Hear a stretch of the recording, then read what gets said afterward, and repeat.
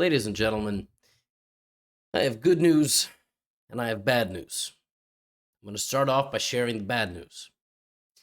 Bad news is that once you watch this video, you will once again be reminded you don't understand chess at all. The good news is, while you are feeling that way, you will once again be watching Magnus Carlsen do something pretty brilliant. He did it again today. Magnus is known for a few things in his arsenal of tools of chess, but the most underappreciated skill in sports, in chess, if chess is a sport, then we can, just say that was redundant, is defending. And Magnus and Hikaru are two of the best defenders in the world. That is what I'm going to share with you today. This is a recap of the games played in the Freestyle Chess Grand Slam Tour happening in Paris. And at the end, we will look at a marathon game that went into overtime between Jan Nepomniachtchi and Vincent Keymer. I will also tell you about Arjun Erigaisi versus Hikaru Nakamura, Fabiano Caruana versus Maxime Vachier-Lagrave, and you should get a ticket to the GothamChess European Tour, which starts in a month. Come to Berlin, where I will talk to Judith Polgar, the greatest woman to ever play the game of chess, but I've got special guests all over the place in Brussels and London. If you come to the Brussels show, you will be able to see my wife on stage. If you come to London, you will see Frank, you will see Danny Wrench. We've got the Svane brothers in Munich. I mean, it's just going to be a party. Warsaw is going to be fun. So don't miss it. Now, a little bit of backstory. They are playing freestyle, Fischer random, chess 960. The back row of pieces is shuffled and randomly selected before the game. And yes, the front row of pieces is also shuffled. Okay, obviously every pawn has its own identity and name. Magnus won the first game against Nordirbeck, so he just has to not lose this one. Let's go. F4. That's how we're going to kick things off. Magnus plays C5, looking to gain a little bit of space on the left side of the board. Nordirbeck plays C4, F6, E4. Full center has been taken, obviously leaving this open, right? But Nordirbeck is probably going to fight for that square, probably put a bishop on F2. Black really can't control that square all that well unless he commits to E5. Magnus opts for Queen E6. Magnus loves to bring his queen out early in this format. I don't really know why, but he does it all the time, and clearly in this case, both guys thought it was the right idea. And actually, on the very next move, Nordirbeck castled. So he needed to get the queen out of the way, and yes, that is how you castle. You find the rook closest to you, and then you castle the king. Magnus brings out the other knight from the corner, but how on earth is he going to develop his bishops? Like, his dark squared bishop is terrible, right? I don't know. But I'm not the one moving the pieces. Nordirbeck plays D3, Queen D6, Magnus moving the queen for a second time as he is trying to fight desperately for the D4 square. Nordirbeck says no, can't do that. Knight E6, okay? In case it's not clear, it's quite clear to me. That is a very, very, very important square. Here, E5 is the best move, and that is exactly what Nordirbeck plays. Nordirbeck plays. Nordirbeck plays. Did I say Nordirbeck plays? It's like the letter L is really tripping me up today. I said Nordirbeck, and then I said Nordirbeck pays, and I just removed the L completely. Queen B8. F5. Apparently not the best move. The computer preferred taking on C5, and then taking on F6, and then taking on C5, which is kind of crazy because there's like all sorts of stuff over here, but computer is unafraid, thinks the position is totally okay. Nordirbeck does this. Knight D4, takes, puts the bishop on the G3 square, and enters the following position where he just has an advantage. He's just a pawn up, if you count. Now, again, Black is going to make or break this game with his defending. He's down 12 minutes, and he doesn't have a good position. And he's a pawn down. So he goes back to E7. Now, when you're up a pawn, in this case, playing white, you're up a pawn, you look for trades, you look for potential attacking possibilities, you look to continuously improve your position, remove your opponent's active pieces. So Knight C3 is played. Nordirbeck happily gives up the pawn here to create an attack on the F file, and he plays Bishop G4, and it's quite clear to me he's about to have every single piece playing, and it's going to be a very difficult position for Black. So how does Magnus demonstrate high-level defensive skills? Let's see. Protects the threats, defends, and castles. Now Nodjabek has to get in. The best move here for white is to take the knight. If the knight takes, queen takes a7. If the bishop takes, knight d5, and you just get in. You swarm. So Nodjabek has to play bishop takes knight here and just go for the a7 pawn. He opts, though, to play this. Takes a step back after about 10 minutes. He wants to maybe play g4. Maybe that's an idea. Maybe he has other things going here on this file. Maybe queen f4, trade, kind of improve. He just didn't want his bishop to be maybe unprotected on the g4 square. Magnus plays h5. Nodjabek goes c5. Trying to secure the d6 square. Lock everything on the dark squares. Queen b8. And now knight b5, looking to take this knight and potentially get to d6, is Nodjabek's big chance. He misses it. And now Magnus plays knight h6. And from this point forward, I was just kind of mind blown. Like, white looks like he has everything. He has the most perfect outpost. Black is completely playing around that piece. And a fork. Magnus now realizes, in a practical sense, the only way that he's going to hold this position is to give up material for the knight. He could try to trade the knight, but then this knight will come in. It will just replace it. That's an outpost. An outpost is a square in the enemy territory, generally, where you plant a piece and it cannot be removed. Can't be removed by a knight. A pawn. It can't be removed by a knight or a bishop. Generally, you have to sacrifice material for it, which is what Nodjabek forces him to do. And now bishop g4. And what Magnus does from this point forward is just ridiculous. He just freezes Nodjabek's pawns. So Nodjabek has 4 pawns that literally cannot move, and 2 more pawns that can move, but without any fruitful result because they would be walking into 2 pawns. So despite Nodjabek having a rook for a bishop, just a pure rook for bishop advantage, it's not so easy to win this position. Knight b5, knight f5, knight c7. Look at these, just, he's making progress. Magnus plays b6, rook c1, b5. It looks like white should just win, but white can't move anything. King h2, obviously, just trying to make an improvement. He loses the pawn. You may wonder, why didn't he defend the pawn with queen f4? He would have opened up the diagonal, which Magnus just prepared by playing the move b5. He literally just stopped that, right? He just stopped the queen from moving and opened up the square. So Nodjabek gives up a pawn because he thinks it's going to unclog the position. Now Magnus, despite being down an exchange here, trades the queens. He's just going for a queen trade. Rook c8.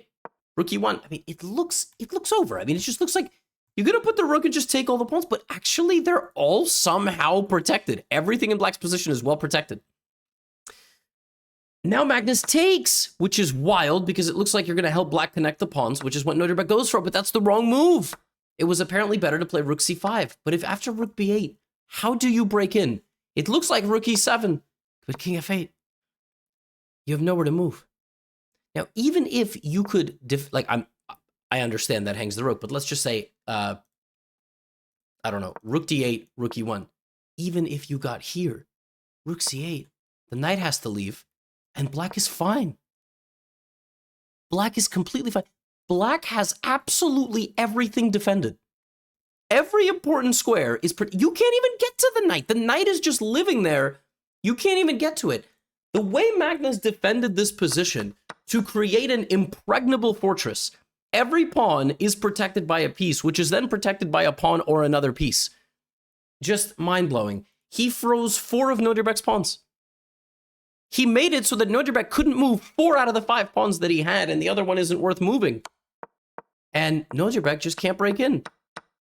This is a draw. I have never seen something like this. He just literally immobilized 4 of his opponent's pawns. This is some of the most breathtaking defense that's out there. And ultimately then what's going to happen is he's going to start actually making more progress. And this is just a draw.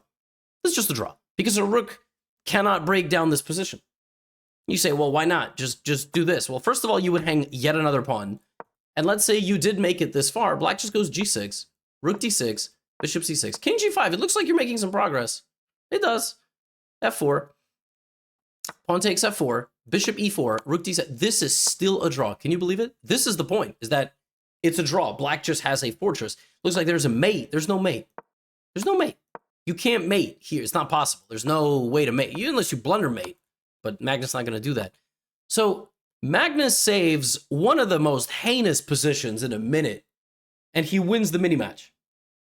He wins the mini-match. This is his second time knocking out Nojabek in this tournament. You look at this position, you go, the guy has 4 out of 6 pieces on the back rank, getting absolutely positionally dominated, and he just removes the knight and sets up a defensive fortress in a middle game. Wins a pawn, correctly trades down into an endgame where white has no play. Just sublime.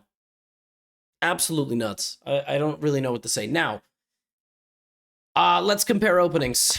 F4, C5. In this one, C4 is the move that Hikaru went for against Arjun Erigaisi, who played C5. And then we got F4, and then we got D6. And we got a similar position, but we didn't get E4. So Hikaru played this slowly. He played very, very slowly against the madman, Arjun Erigaisi. We will also look at the game Fabiano Caruana versus Maxime Vachier-Lagrave. We will look at the battle for 9th, 10th, 11th, and 12th place. And then we will finish the day by looking at the matchup between Jan Nepomniachtchi and Vincent Keymer, which went into an overtime. Okay? So Hikaru versus Erigaisi. E6. The guys played a completely symmetrical starting position. They played the same moves. D4. Arjun brought his bishop. Hikaru brought his bishop. Arjun slid the queen over 1 square. Patient. Baiting Hikaru forward. Hikaru played rook d1, queen e2. It's very much a maneuvering game. But at some point, one guy is going to strike back, and he does. And again, the position is almost completely symmetrical. If Hikaru plays bishop f2 and Arjun plays rook d8, they have literally copied each other for 13 moves. So clearly, neither guy here particularly comfortable, as in finding a way to break through. B3. Arjun brings that rook. So now we have a little bit of imbalance. Hikaru plays bishop f2. And now Arjun goes knight a5. This is Arjun trying to provoke a fight with Hikaru.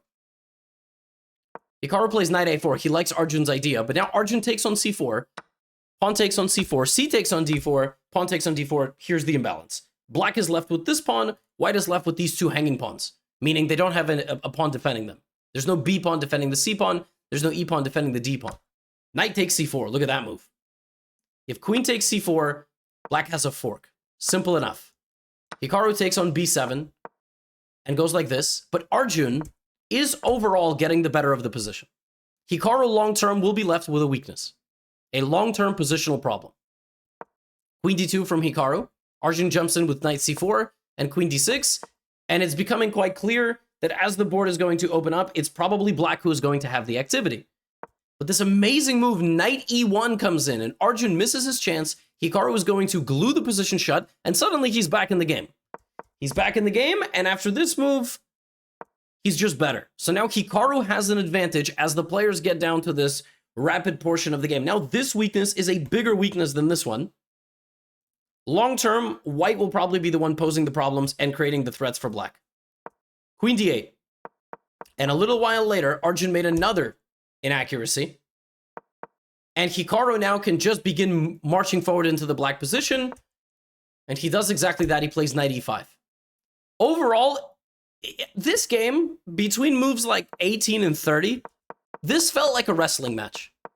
This just felt like a wrestling/grappling match. Look at this. Both guys maneuvering their pieces to all the right squares. And you look at this position, you go, oh, I mean, Hikaru, he won the wrestling match. Black's queen and knight were evicted from the position, and white has every piece on a good square. Arjun takes. Hikaru takes with the e-pawn. Hikaru has 2 bishops. He's got the bishops pointing like this. This bishop is miserable. This is a fantastic position for white. All right. Now, can Hikaru put the final touches? Arjun is a very good defender. Very good practical defender. Hikaru declines the trade. But how does he actually win? Like, black has a very good position here. He grabs a pawn. Arjun now can come down the a-file. Now he's a pawn up, and now Hikaru is just doing very, very well. Rook c2, queen c2, rook c8, queen d2, inaccurate because it allows a little bit of counterplay, but Hikaru is still absolutely in cruise control here, and knight takes f5 wins. Pawn takes f5, e6. He finds it. Pawn takes f5, e6. Crushing. Absolutely crushing. Takes. Rook takes e6. Knight goes back to c7. Hikaru has an extra pawn and the bishop pair. He's targeting the pieces. Bishop h3, knight into g4, queen d3 now. With the pin and pressure, he finds it. The rook is hanging. But queen takes f5, queen takes c8, and this is easy. This is easy now. Hikaru just has to clean it up. Arjun getting in there with the knights. All right. You could just, I mean, you can even probably take the knight on f5. But okay, this is good enough. And there it is. There it is. And Hikaru beats Arjun Erigaisi. Very, very nice performance from him. Very nice. Yesterday, Hikaru had the black pieces, and today he wins a very, very nice game with white. A masterclass, honestly. A masterclass, positional masterclass, and he is one of the other semifinalists along with Magnus Carlsen. Fabiano Caruana, again, we're going to compare openings. This one was whatever on earth this was. This one was f4, c5. This one, kind of yeah, again, Fabi and Hikaru. Look at this. This is Nakamura Erigaisi. This is Caruana MVL. The guys copy each other all the way, but this time MVL g5. Maxime going for his own flair, a little bit of his own style in the position. Bishop to d2. And this game takes a totally different turn as Maxime weakens his king, right? Bishop e5. And in this game, Fabiano just, he had a kind of a pressure. He just kind of had a pressure. In the last game, it was kind of like Hikaru and Arjun battling for position. But in this one, it just sort of felt like Fabiano was in control from start to finish. And if you notice what happened here, he attacked a rook, and MVL could have moved it, but then knight e5 would have come in potentially to attack more stuff, and MVL just gave up a rook. He just gave up a rook, sacrificed material for activity, but he never got anything for it. He kind of always had eyes on this pawn, but it's never good enough. Queen f2 is incoming, and black just resigned. MVL just resigned here, because white is going to go rook g3, queen h4, queen f6, and just win an endgame. A pretty nice game. A pretty nice game from Fabiano. It's Fabiano, it's Hikaru, it's Magnus. I mean, you talk about the big three of chess, right? And they will await the winner of the matchup between Nepo and Keymer. Just a little bit of a summary here in the battle for 9th and 10th. Prague yesterday won a game against Vidit, and today Vidit needed to strike back with the white pieces. Yesterday Vidit had a fantastic position, but today he wasn't, you know, he tried to generate a level of attack, and he did play a lot faster, actually. But he was unable to get anything going, and Prague made a draw. So Prague qualifies for the battle of 9th and 10th, and yesterday Gukesh lost to Report. Today Gukesh would try to put a lot, I mean, by the way, you talk about two guys that are playing, like look at every game, right? Every game so far is in the middle. Every game so far is in the middle, in the middle, in the middle, and you go to Gukesh Report, and these dudes are just like throwing food at the wall. Like, they're just like, argh! That's what happens when you play Report. He's always looking for complications. The knight has trapped a bishop, which is dope. Just complete chaos in this game, and actually, by like move 15, you know, Gukesh built up a very, very big advantage. He built up a long-term advantage, but Report ultimately just having fun, just memeing around, created counterplay with his outside pass pawn, and this is just a draw. And that means that Gukesh now has to battle for the last place spot with Vidit, which is kind of crazy because there are two guys that are both very, very happy right now in their life. They're just doing different things. Gukesh is the world champion, which is amazing, and Vidit just got married and he's on honeymoon, so just kind of interesting. But unfortunately, they have to play for 11th and 12th, whereas Prague and Report have to play for 9th and 10th.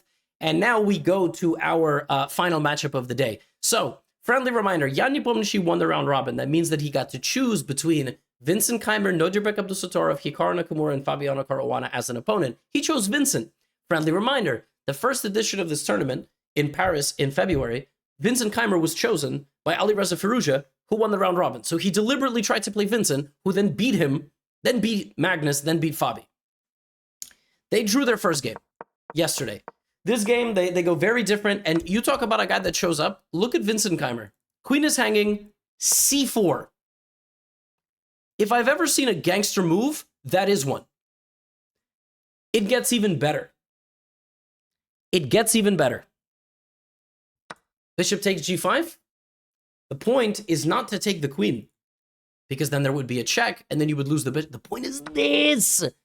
The point is this. The queen is just straight up trapped. It's so trapped that you can play d4, but now en passant. And the queen is retrapped. And here's perhaps the best move of the whole sequence. Castles. Check. And the queen is still trapped. That's just epic. I mean, that's how you know you're feeling yourself. Ultimately, though, this is what happens. And we get into an endgame. Both guys have a pawn here, and then the rest are A, B, D, E, right? And after some more trades, not too much happens. It looks like Jan should have a traditionally slightly better endgame because he has the bishop for the knight, a little bit more activity.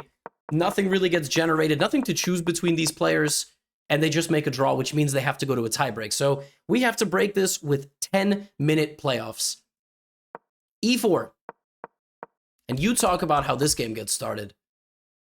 When I saw this move, I was like, yeah, Nepomniachtchi is going to win.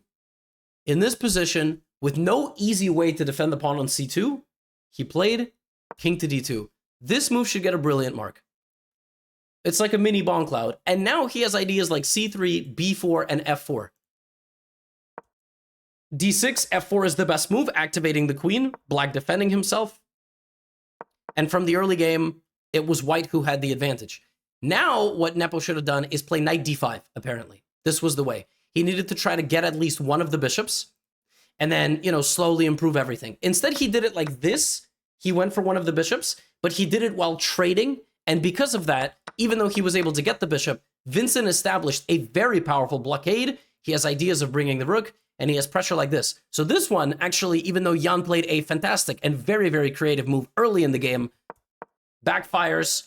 Black secures the center and long castles, and Vincent just has absolutely no problems in this game. And actually, the guy who moved this king is going to have problems because, as it turns out, it's a massive commitment to move the king. When you move the king so early in the game, you need to then get an advantage, because if you don't, what's going to happen is your king is going to be hunted and you cannot castle. And what Vincent does for the duration of this game is just put pressure. It's going to take white multiple moves to secure the king and get the rook out. And he's just not letting him do it. He's not letting him do it. G6 is nice. If you go king a2, I'm in here with the queen. So you can't do that. So you have to continuously create threats. Guess what? I'm in there anyway. You can take the pawn with check. It doesn't matter. B4, queen e1. I'm not letting you move. Knight to e5. You still can't move. Look at this. These pieces absolutely stuck on the back rank. Knight f3. Knight takes h2. I pick this up. I go king a7 just to prevent any nonsense. I'm ready to take two pawns. I have knight f3, knight e5 when I want it. Ladies and gentlemen, you are looking at probably the best freestyle chess player in the world. Vincent Keymer is on another level. This man has been chosen by Firouzja and by Nepo, and he has now taken a lead in both of these matches. Now, all he has to do is not lose this game. Easier said than done, by the way. Easier said than done to not lose a game. And Nepo in this game plays very cagey. He plays deliberately uber provocative, giving away a pawn in the early game to get a gambit going and activate the bishops. Right? You got to do something. When you play with black and you need to win, you first need to lose. Yes, you heard that right. You cannot be solid with black. You have to provoke a fight. You have to take a punch to give a punch. And guess what? That's exactly what Nepo did. He played slowly. He created practical problems. He got into a bad position. But Vincent, how do you even do anything here with black? Right? Vincent just played excellent chess until he didn't. He played in a way that was a little too practical, and after rook takes e3, suddenly black gets the pawn back. You can't take because rook takes rook and then rook takes bishop. And guess what? Suddenly Jan Nepomniachtchi, from the depths of absolute defeat and despair, has generated practical problems. Vincent is below a minute. And suddenly, look at this. Jan, rook b8 played, and Jan wants to play pawn to c4, rook to b4, create weaknesses, and And Vincent defending himself with less than 30 seconds on the clock. Remember, he has to just draw this game. Jan creating problems. Rook b4. Rook b3. But Vincent holds his nerves and creates a fortress. It's impossible for black to break through. The white king will run around. Black can't do anything. The only thing black can do is run the king all the way over there. And even that doesn't matter. You can even go here, here, rook d4, rook a4, rook d4, rook g4, and play rook c6. Oh, well, first you should defend your pawn. And this is a draw. Because black's king can never cross. Black's king can never cross the line. Rook d7. If f4, you take it. It doesn't matter. This is a draw. And Vincent Keymer, after some shuffling and a little bit of drama and a heart rate of over 150, holds his nerves. This game goes some 80 moves. He draws and knocks out Jan Nepomniachtchi. This man has now defeated Jan Nepomniachtchi, Fabiano Caruana, Magnus Carlsen, and Alireza Firouzja in freestyle knockout matches. He is the only one from the young generation in the semifinal here again. It's Vincent Keymer versus Hikaru. He has yet to play Hikaru. So he's collecting the Infinity Stones. If Vincent Keymer beats Hikaru, I'm going to lose my shite, okay? I'm going to lose it. That would mean he beat Magnus Carlsen, Fabiano Caruana, Hikaru Nakamura, Jan Nepomniachtchi, and Alireza Firouzja in knockout matches. That might be the greatest knockout run of all time. Of all time. We are looking at a man who is going to go on a generational knockout run. This is crazy. If he beats Hikaru. If he doesn't, well... And look at the other two, Magnus Fabi. I mean, you talk Magnus Fabi played in the final in the first edition of this event last year, so that's an age-old matchup. I can't wait. And obviously, that drops down Jan to play against Erigaisi and MVL to play against Nojibek, and they will play for 5th, 6th, 7th, and 8th. A lot of points at stake, a lot of money at stake. Magnus on another level of defending. Great stuff. And that's all I have for you today. Get some tickets. There are just a few VIP tickets remaining for Brussels and for London. And VIP gets you early access to the venue, a meet and greet with me. We can take pictures. I will sign anything you bring within reason. You can use the code U18 GothamChess in Brussels and in London if you're under the age of 18 as a student, high school, or whatever, to get a 50% off discount. See you in Europe and see you tomorrow. Get out of here.